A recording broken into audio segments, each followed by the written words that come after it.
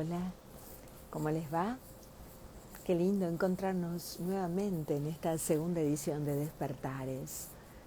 Muy nutritivo el encuentro con Félix y ahora vamos a disfrutar desde Colombia y a puro corazón este encuentro con un joven maravilloso que practica la respiración buteico, que es Esteban Jaramillo. Su ciclo Respira con Esteban es fantástico, nutritivo y nos enseña lo fundamental para esta reconexión en este aquí y ahora, que es aprender a respirar. Ya se unió nuestro invitado de hoy y cuando lo disponga y me pida participar de Despertares, vamos a comunicarnos con Esteban Jaramillo. ¿Por qué es importante aprender a respirar? Porque es fundamental darnos cuenta que estamos vivos a través de una respiración consciente, en sincronía y agradecimiento. Así que ya esperando Esteban se una a nuestro encuentro de hoy. Vamos a ver también qué son los mudras o gestos de poder y cómo asear nuestra mente, cómo limpiar esta caja de resonancia que no para. Hola Esteban, Hola Alicia, ¿cómo ¿cómo te va? estás? Qué alegría tan Gustazo. grande. Gracias, gracias, gracias por dedicarnos este tiempo y ayudarnos a comprender la importancia del respirar conscientes. Así que, en agradecimiento, tú te presentas, por favor. Ay, pero por favor, muchas gracias Alicia, de verdad, un placer para mí estar compartiendo contigo lo que sé, lo que humildemente sé, el poco de conocimiento que tengo sobre este tema tan bonito y tan vital que es la respiración, ¿no? Porque a veces es algo tan evidente que le restamos importancia precisamente, pero resulta que es vital. El aliento es vida, la respiración es muy importante en nuestras vidas y en los últimos años me he dedicado a eso, a explorar alternativas que nos enseñan a respirar conscientemente y sobre todo a bajarnos de ese bus y de ese metro supersónico que va a mil, que es lo que yo denomino el coco de nuestros días, ¿no? El afán y rápido. Y no solo el afán, sino más, yo quiero más. Entonces me he enganchado en una serie de terapias y de filosofías que nos enseñan precisamente a lo contrario, a liberarnos, a ir más livianos, a no buscar más, sino buscar menos, a buscar hacia adentro y a encontrar esa riqueza interior que todos llevamos.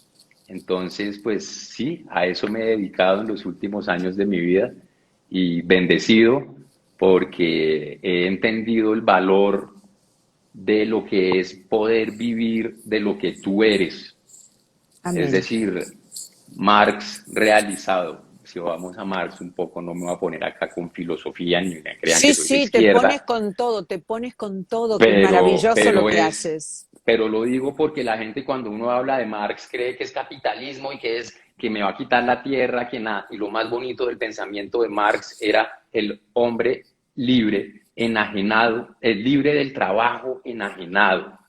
Y la vida me ha dado la oportunidad de no trabajar enajenado, porque muchos hacemos cosas que nos dan y que funcionan y que nos traen economía y que podemos estar bien, pero en el fondo de nuestras almas, nuestro niño no quiere eso. En mi caso, como te digo, doy gracias, amén, a Dios, a la vida, que he podido ser lo que soy. Y cuéntame, Esteban, en lo personal, ¿cómo fue este despertar para animarte a ser este hombre feliz que dejó de trabajar para hacer lo que le gusta, que despierta a otras almas en el camino de salir del piloto automático? Sí, que fue, a ver, yo creo que la ruptura, yo tuve una ruptura cuando mis papás se separaron, yo creo que eso generó en mí un sigma Y eso me revolcó y me hizo dirigir de nuevo, ¿me entiendes? Fue un renacer que, que me hizo entrar en contacto con la filosofía. Y a partir de la filosofía, en la filosofía encontré como el salvavidas y un poco en un maestro que yo tenía, Martín Ardila, un gran filósofo, que en paz descanse, encontré en él como ese refugio a ese momento tan tortuoso, pero no solo era él, sino él y Platón y Aristóteles y Russell y Mm, Wittgenstein y toda la mm. filosofía, y yo me apasioné y yo hasta ese momento yo quería ser ingeniero de petróleos como mi papá, Instituto Max Planck, me soñaba con mi edificio en Dallas y que me recogiera mi helicóptero, ese era yo. Y Esa a era partir, la esa era mi película. película en que yo viví. Ujú. Después de este sigma, como les digo, me acerco a la filosofía y de una forma inconsciente le digo no a todo eso otro. De pronto, manera, como te digo, hoy en perspectiva lo veo como un acto rebelde de desacuerdo y decir, pues ustedes querían esto, esto era lo que creían, pues no. No voy con los mandatos, no No, voy con... ustedes me sorprenden, yo los sorprendo más. Y a Dios gracias, fíjate cómo es la vida, yo me lo pregunto, no hubiera pasado eso, yo no hubiera terminado en la filosofía, ahí está, ahí voy en la filosofía, ¿no? Cómo llega ya el yoga más que tú sabes que la filosofía, Platón, los pitagóricos, la filosofía es la madre la madre. Entonces, llego ya al tema ya más espiritual y de la India y digamos del yoga, precisamente porque estoy estudiando filosofía y me cruzo con una señora, con la mamá de un amigo que tuvo la pérdida de su marido, Connie, y me dijo, Esteban, por favor, acompáñame a una clase de yoga, que me invitaron a yoga unas amigas. Y yo no, pues, imagínate.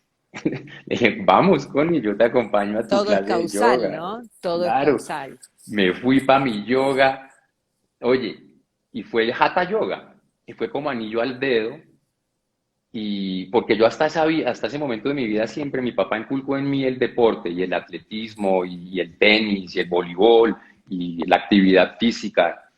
Y hasta ese momento yo era un sportsman, filósofo. Pero Qué ¿qué lindo. pasó? En el yoga encontré la síntesis perfecta del filósofo y el deportista y dije, por ahí es.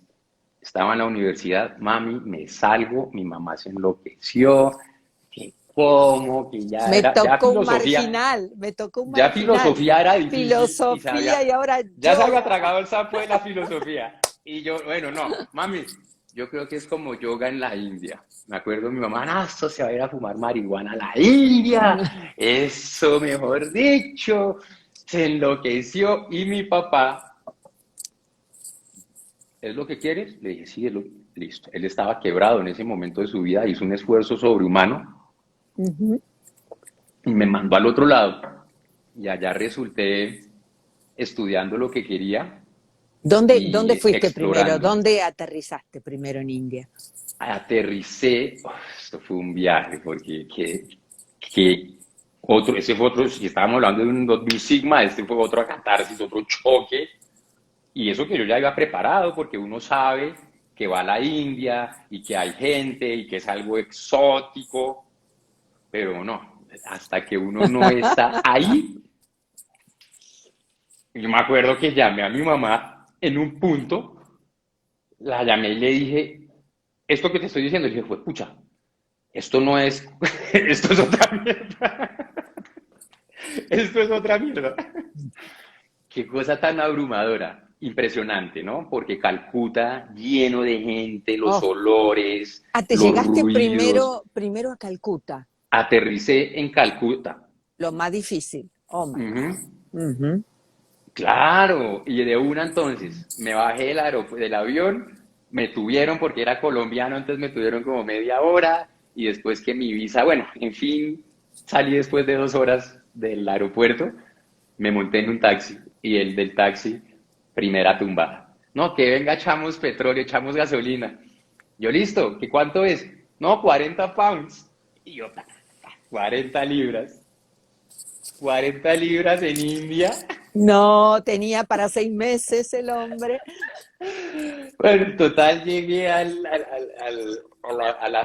oye, y yo llegué y no veía neones, yo no veía neón, y uno como occidental viene donde hay luz, o donde hay luz eléctrica, y yo nada de neón, yo nada de neón, yo no por en el taxi, yo, güey, pucha, neón, ¿dónde hay neón? Y Cuando llegamos finalmente empecé a ver neón, me monté, me bajé en el hotel y me dijeron, ¿y usted qué hace en esta zona? Aparentemente me metí, quién sabe a qué zona me llevó el taxista, obviamente, a hacerme la vuelta. Y me dijeron, no, vaya, si usted está perdido, váyase para tal sitio. Y yo ahí, no, esto va a ser una odisea. no, no fuiste directo a un ashram, nada.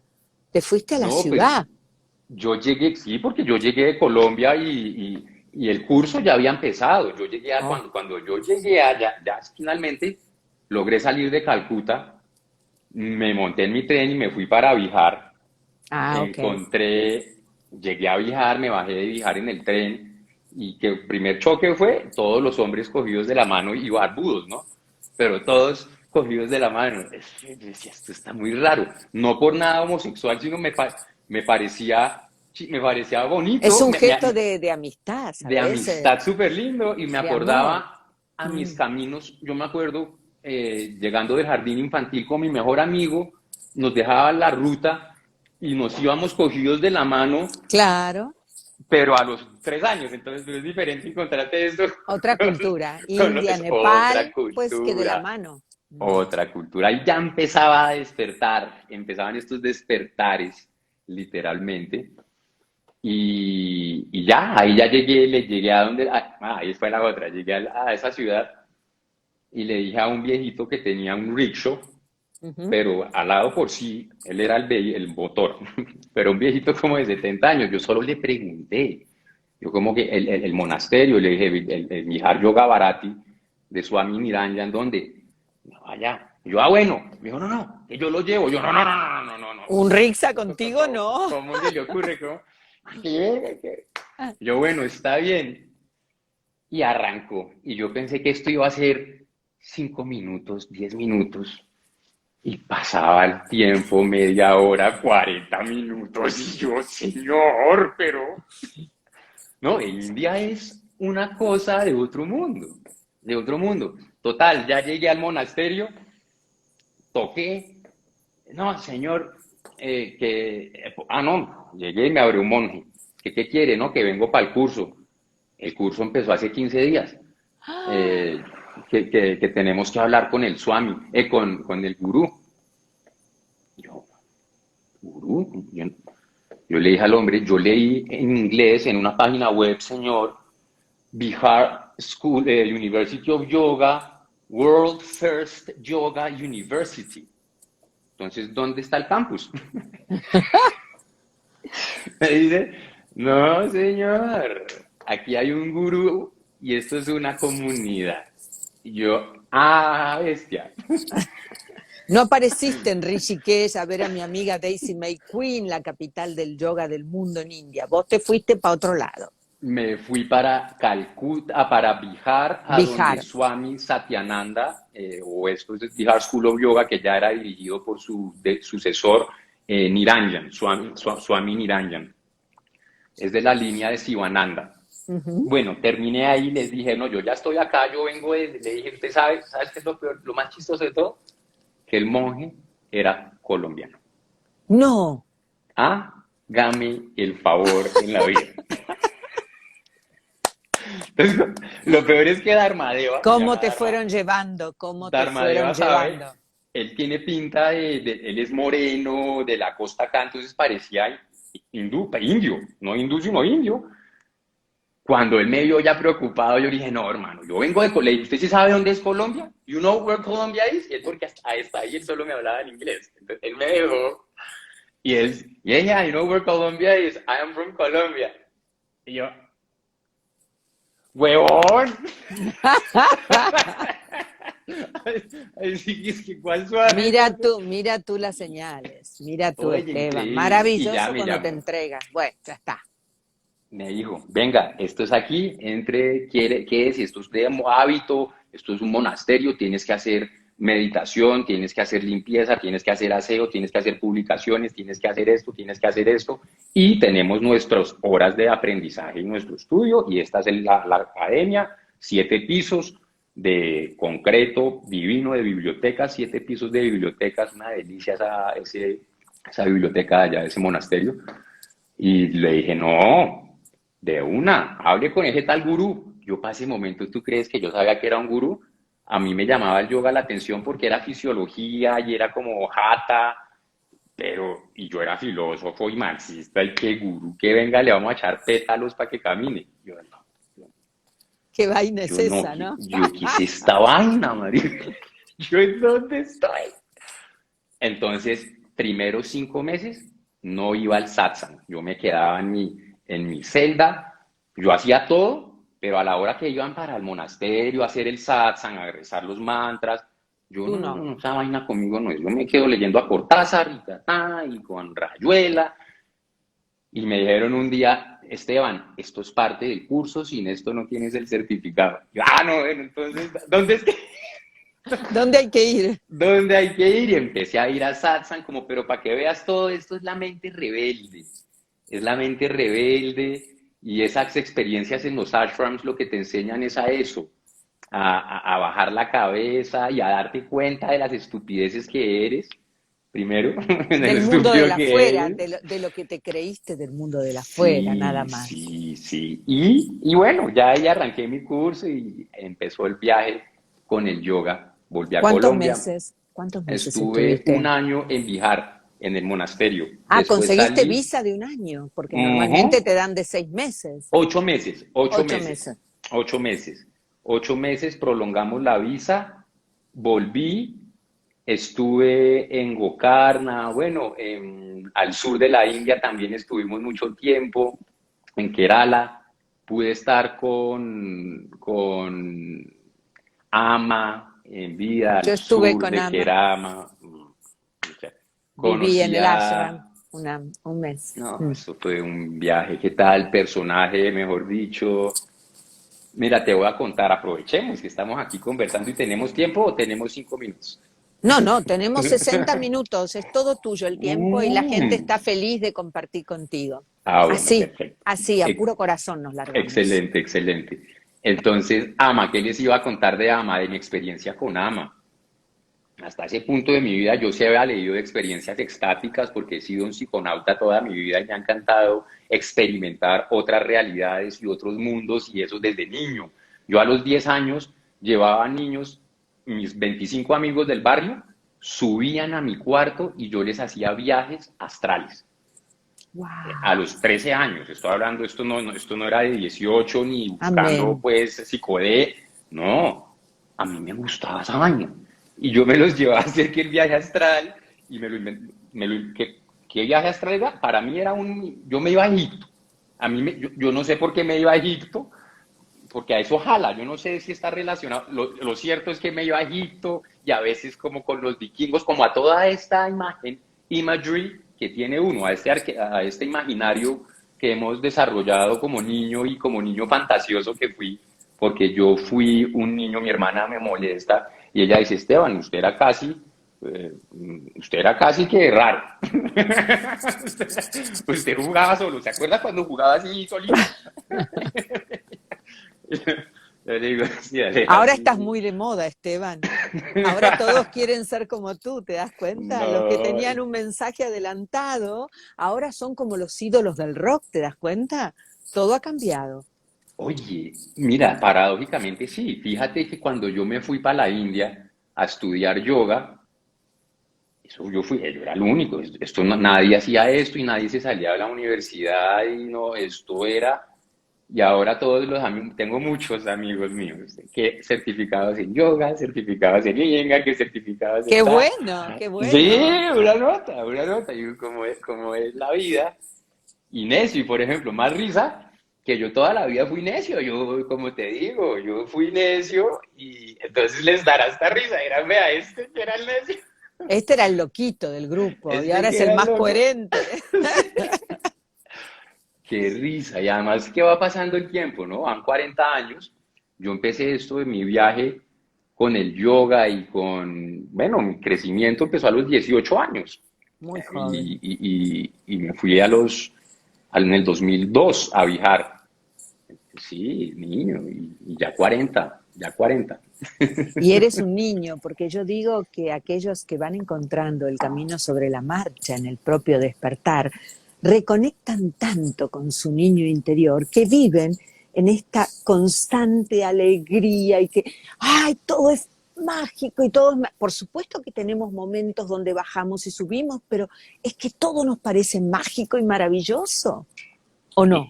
Exacto, ese niño que dices, esa juventud y eso está ahí y eso lo aprendes tú, como por ejemplo, ahora yo estoy de profesor en un colegio con niños. Ay, qué linda experiencia, Sí, Esteban. yo soy profesor de niñitos de 3 a 15 años, pero entonces tengo grupos de 3 a 5. Imagínate, 6 enanos de 6 a 5 para hacer yoga, para hacer meditación, Qué maravilla. pero Siempre es, adelantado al tiempo tú, ¿eh? Siempre adelantado al tiempo. quién sabe, la historia, la Ya historia eras lo un dirá, marginal, ya no eras nos un marginal. Te adelantemos, dicen, sí. favor, Curte, cuente las experiencias con ama. Bueno, la experiencia con Ama para volver a la quilla de la hora, porque yo soy Dale, bien bata y me voy por las nubes y yo me voy como con un globo. pues que ahí volvemos. Ama, les iba a contar, yo he sido buscando experiencias místicas y las he tenido, pero la más poderosa fue el abrazo que me dio Ama. Esos abrazos sanadores. Ama me abrazó y Ah, fade a blanco. No, no, óyeme, fade a blanco. Me fui a blanco. Lo último que yo me acuerdo fue que mi papá me cayó en la India de sorpresa y un personaje, bueno. Lo último que yo me acuerdo, Ama se iba para Londres y mi papá ya era íntimo de Ama. Entonces él me dijo, véngase porque se va Ama y yo quiero que conozca a Ama. Entonces yo finalmente llegué corriendo y él me cogió y me lanzó donde Ama y le caí encima y él le gritó, Ama, my son. y ahí ya va el Divino, san. mi papá es my son, me acuerdo del grito La de los... entrega, la entrega. Te entrego lo más valioso. Y me cogió. Y Feida Blanco, mira, a mí se me salen las lágrimas porque fue muy lindo, fue una experiencia muy bonita. Feida Blanco, y esto era una muchedumbre, y ya cuando yo desperté, estaba yo en una plaza sola, en el medio de la nada. Mi papá me respetó el momento, allá es bonito en India porque si tú te quedas acá en la plaza de Bolívar así, llega un policía y te da con un bolillo, man. Pero Y, no es en que, India y no en el ashram y de Ama. volví y dije, amén, que no tengo palabras, no les puedo escribir esto que pasó porque fue una conexión inmediata y ese día yo sí quedé ya convencido del darshan y del poder que tiene alguien de cogerte y uplift you y iluminarte, porque a la larga es luz, lo que es esto, luz, o sea, Amarte, amarte, amarte. qué Eso es lo que luz. yo sentí con el abrazo de Ama. Ujú. Es el amor incondicional que abraza, calienta y te hace uno con el todo. Fue muy fuerte. La madre, sí, la madre, pero con la madre con amor, porque en Colombia dicen la madre. Ah, bueno, no, no, esta es Es otra que la más. madre, no, es la madre, como otro personaje tan interesante como es The Mother, ¿no? Ujú. Devi, ¿cómo se llama la madre en India? No me se me fue el nombre de ella, que Teresa también de es su... Calcuta. No, no, Teresa, ella firma como The Mother, Indra, eh, bueno, después les Ah, tengo no el la dato. conocí, no la conocí. Te voy a mostrar otro personaje súper interesante. Pero bueno, volviendo, aterrizando el tema, esa fue mi experiencia con Ama, esa fue mi experiencia con la India, con el misticismo. ¿Qué ha quedado de todo esto? Como les decía, a entender que es menos, que es a partir de una lógica del menos, y no del más, como podemos trascender.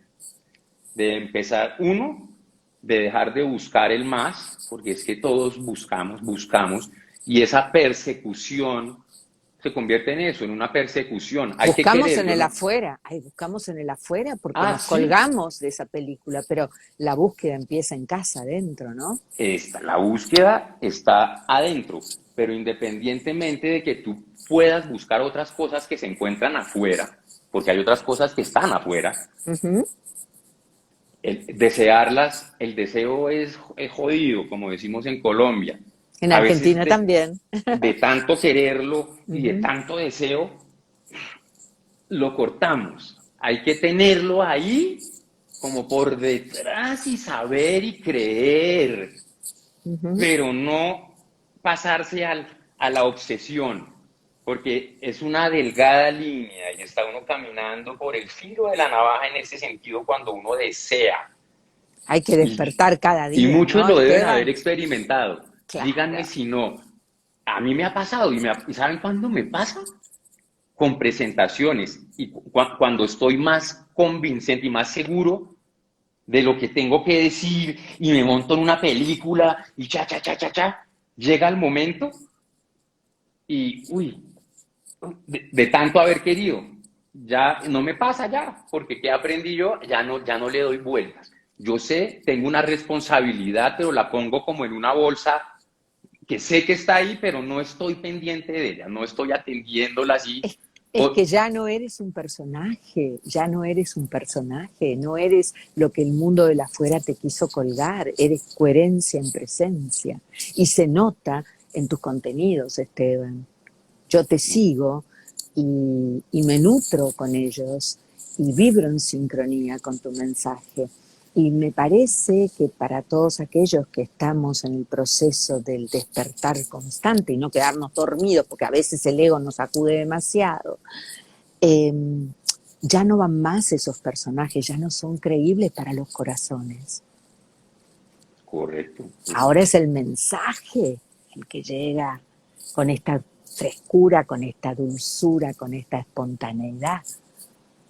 Ay, pero qué bonita, Alicia, no me digas eso, que ya dice que estoy sensible, me pongo a llorar, me pongo a llorar. Y pero que llorar, llorar, pero que es bueno, No, eres, yo y sé, de yo eso sé. se trata. Esteban, ¿y cómo llegamos a este aquí ahora en donde Esteban, desde la coherencia, desde Ujú. la amorosidad, del saberse uno con el todo, nos enseña algo tan básico que hemos desaprendido como es el respirar, aquí y ahora?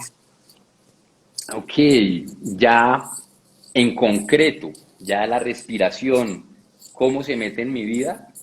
Pues a partir del yoga. El yoga fue mi primer acercamiento. En el yoga se trabaja el pranayama Ujú. y es la única disciplina que yo conozca o de las primeras, si hablemos de la primera, que incorporó el control de la respiración como alternativa para sanar muchas vicisitudes y muchos problemas de la vida, ¿no? Eh, entonces, ¿qué pasó en mi vida? A ver, yo te cuento cómo hasta ese punto yo era profesor ya de yoga, yogi, pero era asmático y rinítico. ¿Y Todos los días. a Rinítico. qué es rinítico? ¿Me explicas? Rinitis alérgica, hay fever, Oh, oh, sí, wow. pero terrible. Yo toda la vida fui el niño del pañuelo en el colegio. Es más, una Wow. vez no se me olvida, una niña me hizo bullying No. con un pañuelo, maldita. Ella se acuerda, no voy a decir nombres, Ahora va a aparecer porque vos sabés que pero estamos le voy todos a en decir, sincronía. me sacó el pañuelo de la maleta, mucha mala, mucha mala. Ay, El colegio es duro, ¿no? sí, El colegio fue pucha, mejor dicho, eso es una guerra. Es survival of the fittest. but you Es una, survive, but you sí, survive.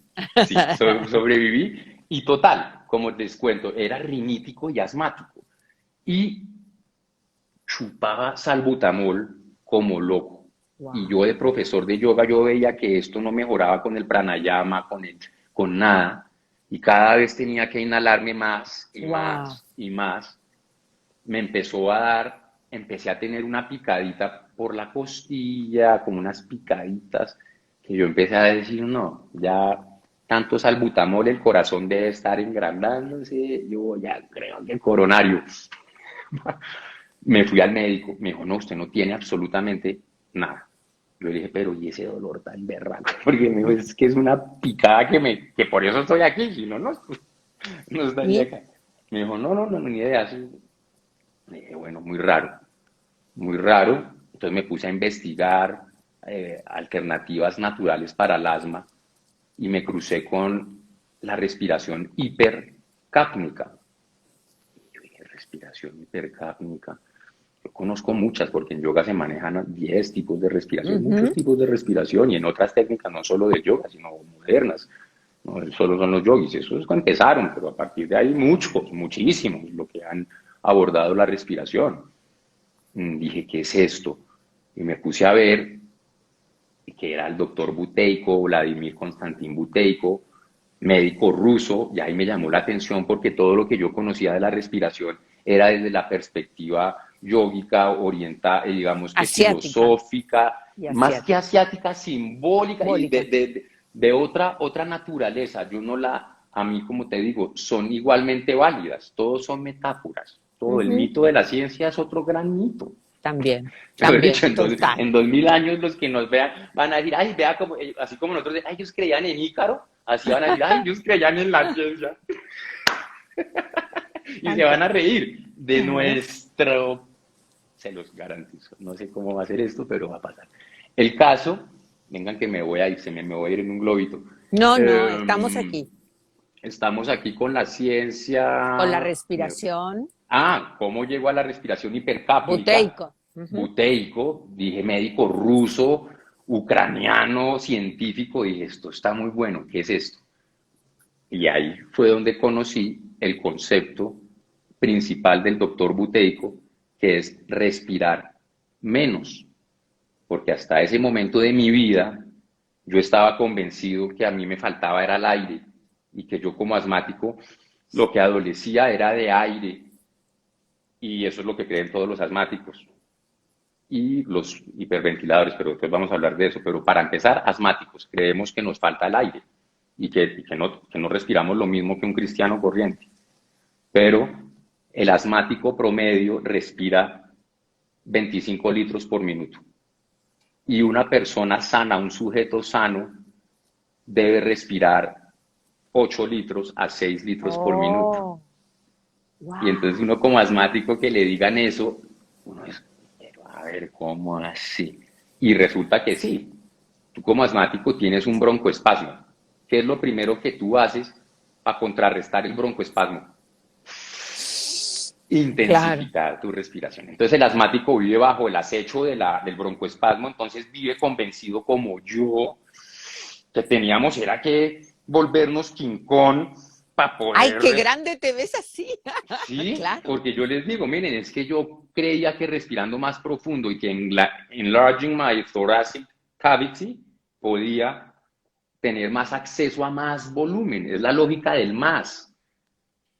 Entonces, ¿qué nos enseña Buteyko? Que no es más, sino es menos. Ah, Que mira. si yo estoy, dime, No, no, que digo a mí, me estoy aunque aprendiendo. A ver. sí, que si yo estoy en la lógica de querer respirar voluminosamente, mucho, ¿qué mensaje yo le estoy dando a mi cuerpo? Pues si yo estoy en reposo y yo sigo convencido que es que más es mejor, Wow, mi cuerpo va a percibir que yo estoy en alerta, claro. porque si yo estoy consumiendo 25 litros por minuto, el sistema nervioso central dice, ah, no, Esteban está alerta, entonces voy a generar la cascada de eventos que produce el estado de alerta, voy a mandar el cortisol para arriba, voy a subir la glucosa para que haya energía, voy a sacar, esto es importantísimo, voy a sacar la sangre de los órganos vitales y la voy a mandar a los brazos y a las piernas porque tengo que correr. Porque Estoy en como estoy alerta. en alerta, yo no necesito sangre en el intestino, ni necesito pensar. Yo necesito es correr. Entonces la persona que vive conscientemente crónicamente convencida de que respirando más es mejor, están dándole el mensaje a su cuerpo, a su sistema nervioso central, de que viven en alerta. Entonces son los pacientes que probablemente son hiperventiladores crónicos, que les dicen los hipocondriacos, porque además lo que me pasaba, yo refería corazones del corazón, pero el médico me miraba el corazón y yo estaba Uno bien. piensa que tiene ciertas enfermedades y Y, dolencias, eso es y, ser el hipocondríaco, ¿no? pero ese es el que piensa, pero resulta que no, que verdaderamente no, bueno, existe la hipocondriasis, pero muchos mal llamados hipocondríacos lo que son es hiperventiladores crónicos, que es la patología, Wow. el desorden que yo trabajo, que es cuando nos habituamos a respirar más de la norma, en exceso. Impresionante. ¿De Wow, qué dónde, dice información. Buteyko? Él dice, ¿de dónde sacamos por qué no dormimos más o por qué no comemos más o por qué nos dio por creer que respirar más es mejor? No. Él dice, el doctor Buteyko dice, ¿qué es una patología? Cuando una función se desvía de la norma. Eso Ujú. es una patología. Si yo te enseño a respirar profundo, yo te estoy desviando de la norma, te estoy enseñando a respirar más. Y hay una medida, hay un deber ser, hay una norma, hay una medida que tiene el cuerpo. Entonces, eso es lo que debe ser, 8 litros por minuto. Yo no puedo No enseñarte a 27, ti, no no 27. 27, 45, 50 o no. Es decir, sí, es eso. Y Entonces, entonces, ¿qué tenemos que hacer? ¿qué tenemos que hacer? Primero, lo más importante es entender el concepto que les acabo de explicar, que como decía el doctor Buteyko, si no me entendieron en 10 minutos no me van a entender, que cuál es respirar menos. Ya, eso es lo más importante, que me crean que hay que respirar eficientemente menos. Espérame ¿Y un cómo segundo hago? porque, A ver, dame un mientras tú te segundito, vas, dame un ahí segundo. se va Esteban, estoy aprendiendo con él, al igual que ustedes, muchísimo, muchísimo, realmente, con el sistema de respiración del doctor Buteyko, donde nos dice que hay que respirar menos. Pero ¿cómo hago yo que tengo ya entrenado ese piloto automático para respirar, respirar, respirar, respirar, respirar? Y Esteban me dice, no, hay que bajar. ¿Cómo empiezo a trabajar todo eso? Porque, viste, todo es Exacto. más. Con el gimnasio, más pesa, Mm, más repetición, más. todo es más, todo es más. Es el Ahora predominio vamos del al más. menos. A ver, ¿y cómo se hace? Antes de ir a hace menos, una cita muy bonita al respecto del doctor Buteyko, precisamente. Él dice, la,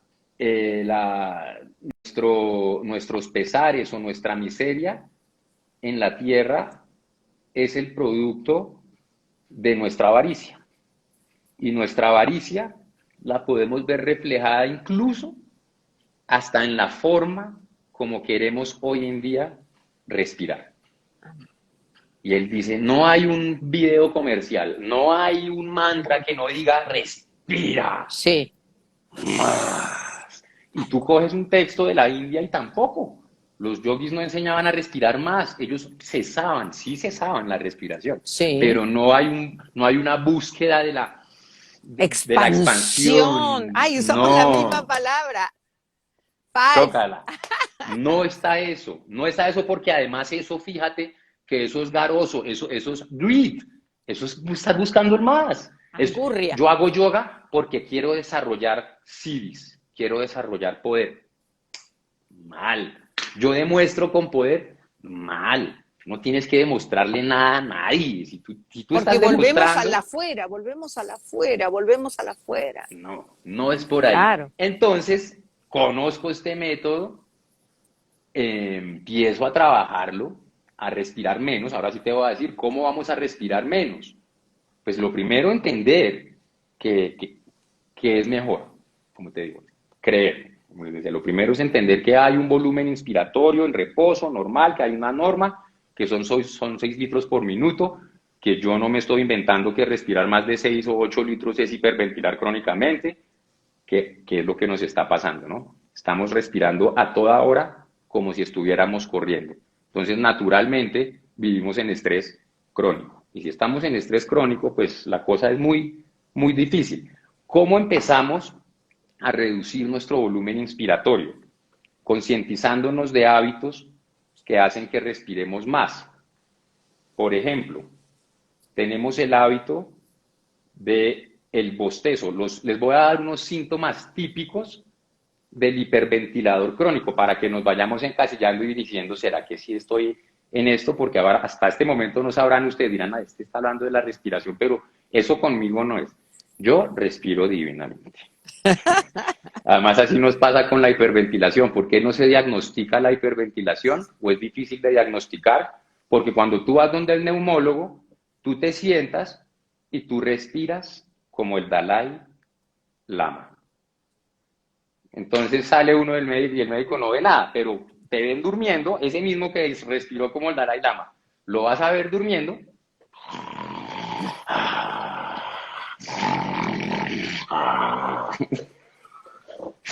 Entonces, que no es lo que debería hacer. Entonces, síntomas típicos del hiperventilador crónico. ¿Cómo sabemos si ya estamos enganchados en exceso, en respiración excesiva? En reposo, percibir movimientos de clavículas y de los hombros. Si ustedes están en reposo y sienten que sus clavículas suben y bajan, ustedes lo pueden ver en un auditorio. Yo entro a un auditorio y veo inmediatamente los patrones de gente que está en un patrón torácico, en donde yo lo que veo es esto, como una sinfonía de esto. Entonces, eso ya nos dice que el paciente está hiperventilando, que está respirando más de la cuenta. Si yo veo movimientos del tórax, también.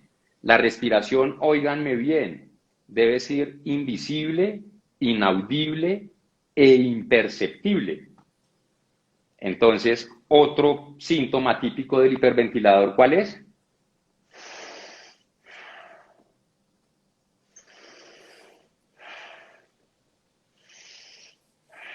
Se oye la respiración en reposo. Es esa pareja que no quieres llevar a cine. Papelón asegurado, joder. Es que, señor, y uno como le dice al de al lado que no respire tan duro, man. Puta, muy berraco. Sí, no, quédate en casa mirando Netflix. Señor, ¿será que respira más pasito? Pero bueno, eso es un síntoma típico de que estamos respirando en exceso. Como les digo, la respiración debe ser inaudible. Punto uno. ¿Cómo más podemos empezar a respirar menos? Entonces, el tema es reducir cada vez que nosotros, por ejemplo, estamos en síntomas, bostezos, suspiros, eh, Ah. ese hábito, o tomar aire y hablar. Tomar eso que uno siente que la persona del frente toma como que se está metiendo a la piscina para hablar con uno. Sí. Esas grandes inhalaciones antes de hablar son típicas del personaje que ya se acostumbró a volúmenes muy fuertes de aire. Entonces, ¿qué tenemos que empezar a hacer nosotros? Concientizarnos de ese hecho. Y cada vez que nosotros, por ejemplo, suspiremos, o estornudemos, o eructemos, o perdamos gas carbónico, porque lo que estamos haciendo con cada bostezo o con cada... Eso es típico del hiperventilador. Mira, suspiradera crónica y bostezadera. Wow. Que esto ¿Cree que eso es normal? Esteban, que esto nada tiene que ver, por ejemplo, como para estar y entrar en estado meditativa, tanto de meta meditation como de mindfulness, en que tú haces 3 respiraciones profundas por nariz y exhalas por boca. Son 3, nada más. Y a partir de allí entras en un estado de meta meditation. Esto no tiene nada que ver con hiperventilar, ¿no? Nada que ver, es diametralmente opuesto precisamente a la hiperventilación. Lo que trabajamos aquí es no buscar la hiperventilación bajo ningún concepto. La hiperventilación se utiliza a veces, como el doctor Joseph Feriglia lo hace, él es psiquiatra español de Barcelona, y utiliza la hiperventilación o una técnica que se llama rebirthing, Ah, que es rebirthing, sí, renacimiento, que es a renacimiento. partir de una respiración, de una hiperventilación controlada en una tina. Ujú, A ver, en ese sentido yo sí la apruebo, porque lo que busca el rebirthing es llevarte a ti a un estado parecido al de la muerte, ujú, ¿no? Cuando tú hiperventilas y estás en la tetanía y estás en ujú. una, tú dices, me voy a morir. Morir. Y ahí está el valor de esa Lo he experiencia. experimentado. Ah, entonces Ahí después de vamos. que tú dices, me voy a morir, se transforma la vida. Mira a quién no le ha pasado que viene después de un accidente o de alguna vaina y se les transforma la vida. Entonces, en ese sentido, me parece súper positivo de manera psiquiátrica, fisiológica, en ese momento, pero fisiológicamente hablando tampoco no es inocua, es decir, la hiperventilación no te va a matar, es un estado, es un mecanismo de defensa del cuerpo. Entonces, Ujú. después de ese estado, tú tienes que tener claro que así tú estés así, eso pasa al momentito, que eso es momentáneo. Pero de todas formas, el doctor pues buteico sí decía, ¿para qué vamos a ese punto? Pero a manera así psiquiátrica sí me parece una alternativa. Si ya lo interesa, ya lo experimentaste, Ujú. pero rebirthing o hiperventilación crónica, No, una crisis de reverting. hiperventilación. No, no, reverting. Ah, ok. Reverting. Ah, qué bonito, qué bonito. Como experiencia. Mm. Entonces, bueno, volviendo a buteico, si tenemos todos esos síntomas que les estoy diciendo, esos síntomas lo que están haciendo fisiológicamente hablando nos están bajando el nivel de dióxido de carbono que nos han enseñado que es tóxico. Ujú. Entonces también uno de los mitos que trabajamos con este método es ese, es enseñarle a la gente la importancia del dióxido de carbono y decirles que no es fatal, que el CO2 se necesita para la fotosíntesis, que nos estamos pudriendo por otras mil cosas, que si se está calentando esto, pues será por los carros y será por la Ford y por las bombas nucleares, pero no es el dióxido de carbono, es el CO2. Hombre, en el precámbrico, cuando explotó la vida en la Tierra, habían concentraciones de carbono del 90% y explotó la vida en la Tierra. Fue el precámbrico. Ujú. Entonces no me vengan acá que la vida... Es más, yo como terapeuta sé que tenemos un nivel de CO2. La célula requiere el alveolo, a nivel, la unidad funcional más pequeña del pulmón, en que es el alveolo, requiere 7% de CO2, 2% de oxígeno. Oh, wow.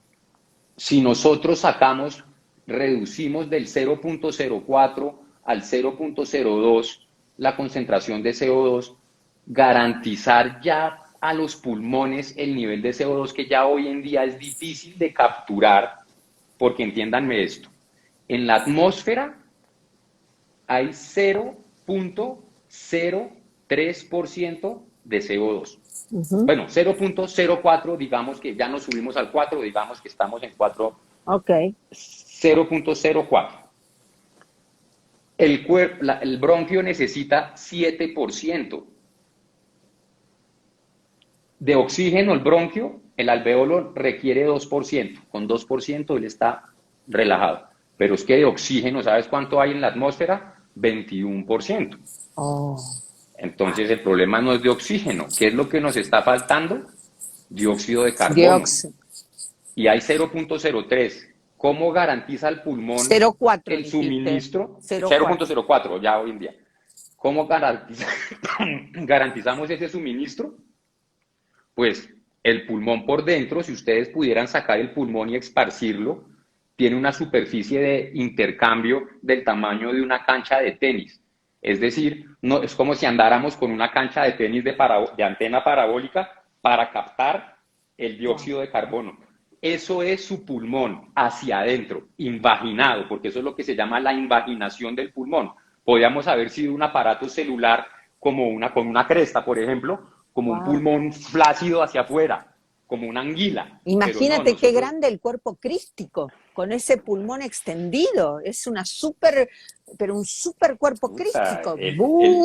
pulmón es una locura, es una Joder, maravilla.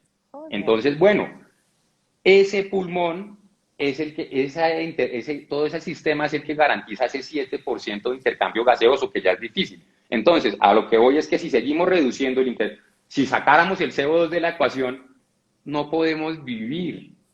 ¿no? La fotosíntesis en la Tierra no se podría hacer. Es decir, todo es el equilibrio.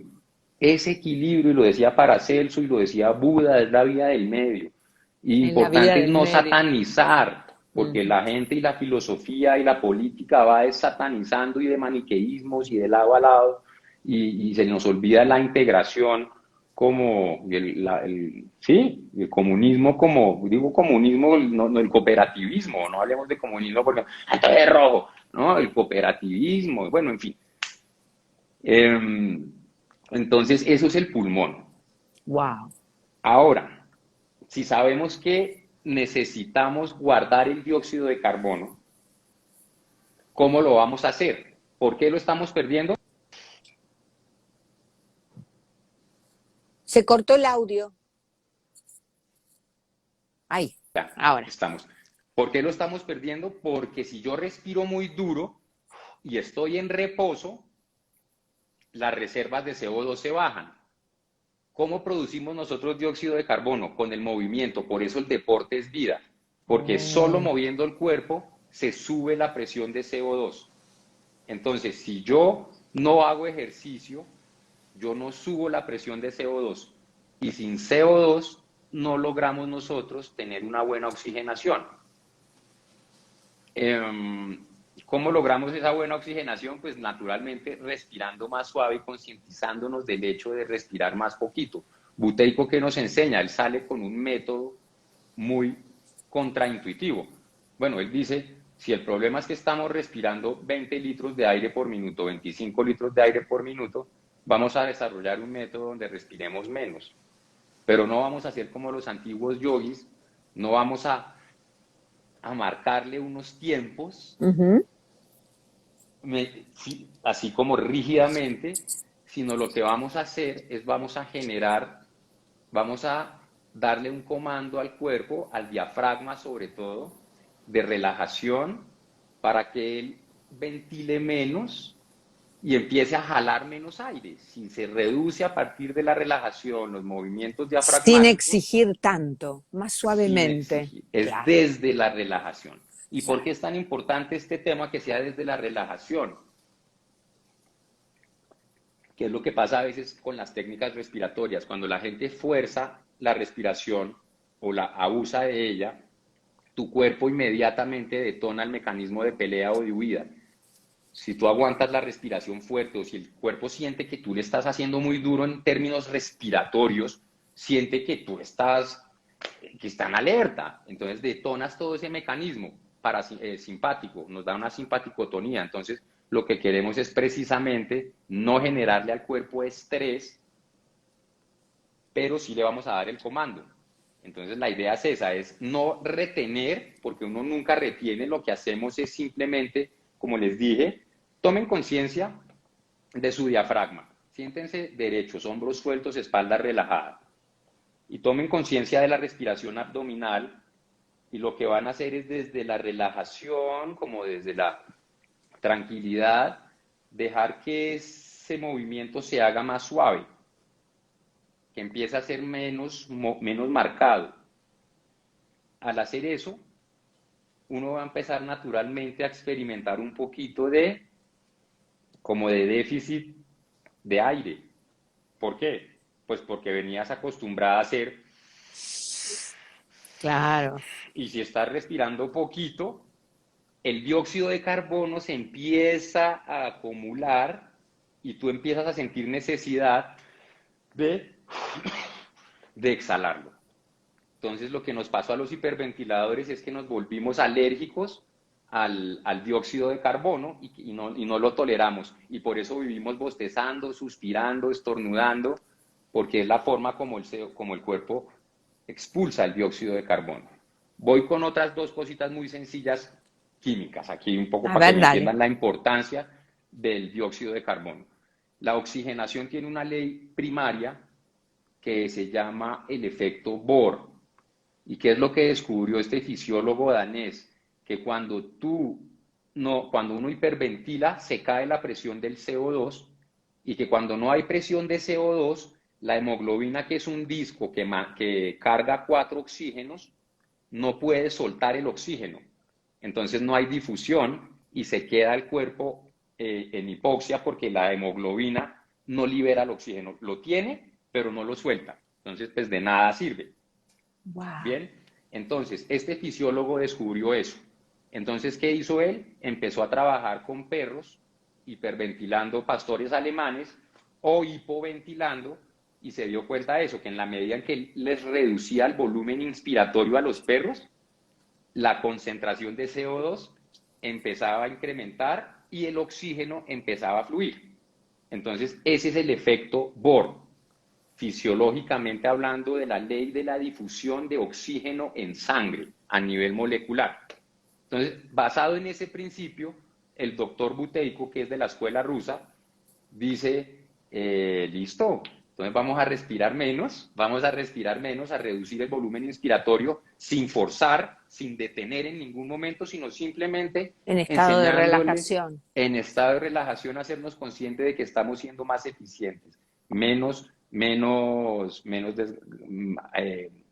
avaros, digamos, en ese Greedy. sentido. Ajá. Entonces, desarrolló su método. Y así de sencillo, como decía él, si ustedes no me entienden en 15 minutos, pues no me entendieron. Es respirar menos para vivir más. Y naturalmente, buscar las cosas que hacen que nuestro metabolismo, me parece que, miren, en términos prácticos, lo más valioso aquí es entender que el estrés no es psicológico, sino que, pues, que hay estrés psicológico, Pero es pero que físico. también hay estrés fisiológico Claro. que se demarca por la hiperventilación crónica. Porque yo siempre le digo a mis pacientes, no, pero es que ese estrés, y me dicen, no, no, doctor, pero es que yo no estoy, yo tengo plata, yo tengo todo, le digo, no, pero es que está respirando 40 litros por minuto. No es que esté angustiado, es que estás respirando 25 litros por minuto. Yo entiendo que estás perfecto, No pero tu estamos cerebro, perfectos, no pero tu estamos. cerebro va a mil, va a mil. Entonces, ¿qué vamos a hacer?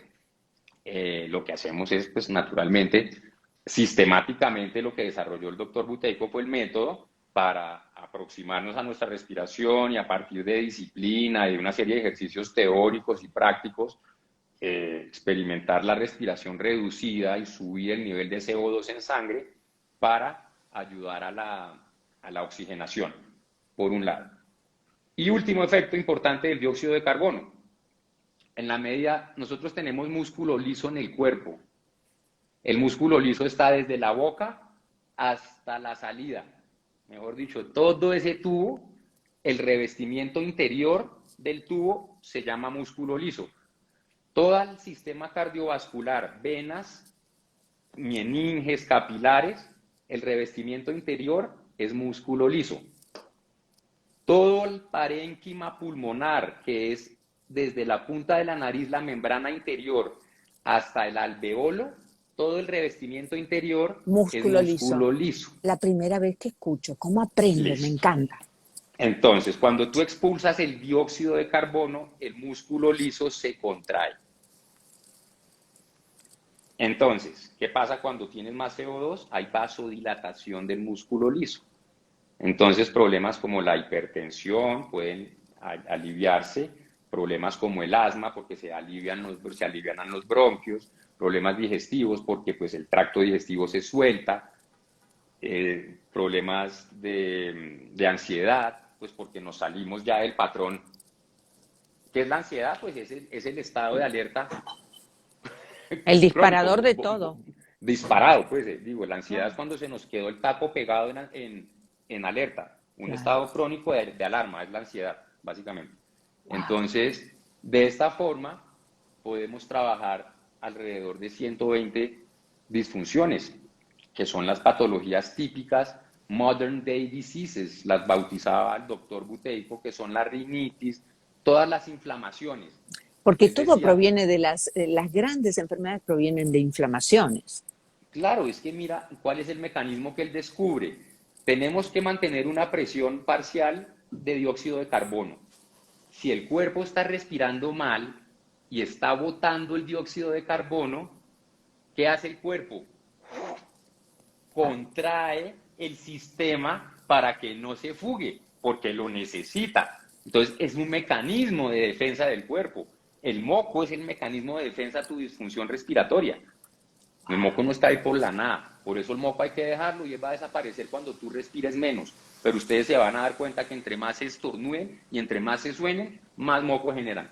Eso no se van a acabar. Pero si reducen la respiración y tratan de no sonarse tan duro, él se va subiendo. Lo que pasa es que uno cede muy rápido a la fácil, No, al Kleenex. y es como el robot, ¿no? Como el piloto automático que no te das cuenta que respirás, por ende no te das cuenta que estás vivo. Y lo mismo pasa con esto, ¿no? Es una compulsión a repetir hábitos. Escúchame, Esteban, increíblemente, en el tiempo sin tiempo, pasaron 59 minutos. Instagram, Listo. pero ¿cómo puede ser? Nos va a cortar en 60. La verdad, creo, todos han quedado un montón de preguntas que te han hecho sin contestar y en lo personal quiero aprender mucho más porque para mí esto es terreno fértil, quiero vivir mejor, quiero respirar menos, quiero practicar esto. ¿Podemos hacer otro despertar juntos?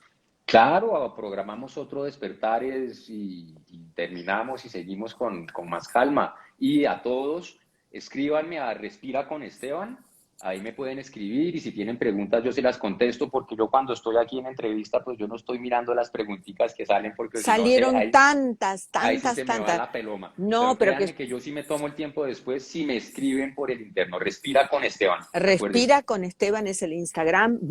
Ahora te hablo por privado para combinar otro encuentro. Normalmente no lo hago, pero es que es apasionante lo que estás hablando, súper interesante para vivir nuestro mejor aquí y ahora, que de eso se trata, ¿no? Claro que Y sí, eres esa es un la idea. ser divino, amoroso, como decimos los argentinos, morfable, te queremos comer. ¡Ah! Tan divina, muchas gracias. Tú también, te digo que fue un diálogo, todo esto lo permite precisamente eso, la capacidad del diálogo también, si uno no tiene la persona al frente para que permita ese diálogo, y eso nos lo enseñó Platón, volviendo a la filosofía, el diálogo platónico. Pero Alicita, mil Resonamos gracias. en sincronía, amor, porque estos son los reencuentros mágicos que permitió este tiempo de guardado, de reconectar con hermanos y hermanas que están en otras latitudes, y de eso se trata. Amén. Amén. Gracias, Esteban. Un minuto queda. Agradecerle a los que estuvieron y te acompañaron y te siguen Perfecto. A respirando con todos, Esteban. muchas gracias por su tiempo, por su sintonía. Espero que estos consejos prácticos y sencillos los apropien y los hagan, porque de nada sirve si aprendemos y no utilizamos. Entonces, por favor, pónganlo en práctica y acuérdense, respiren menos y vivan más. Muchas gracias por su tiempo. Gracias, Esteban. A parir nuestra Alicita, mejor versión, ¿eh? Que si parimos nuestra mejor versión, vamos a crear una mejor humanidad. Empezando el trabajo en totalmente. casa, ¿no? Así es, empieza en casa. Ariom Tatsat. Satu, gracias. Bye bye.